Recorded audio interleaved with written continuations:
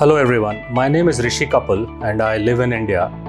I've been involved in the industry and academics for the last 30 years now, and I was the former interim managing director for Sony Mobile Communications, and I've led organizations like Ericsson, Qualcomm and Castrol in various roles.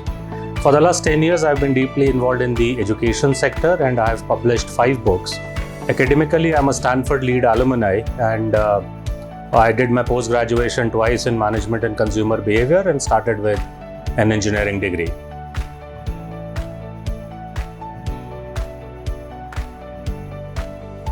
We created a workshop titled How to Make an Annual Operating Plan for an Organization, where 4 different teams were created in a batch, and the teams represented the function of strategy, function of HR, function of operations and function of marketing, and they were given previous financial year indices and new financial year forecasts, and the intent was for them to rigorously work for a lot of hours and develop an annual operating plan which is achievable by the organization.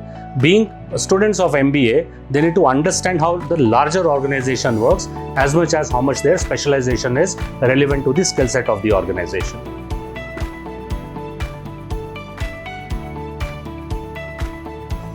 In the workshops, you need to differentiate students from learners.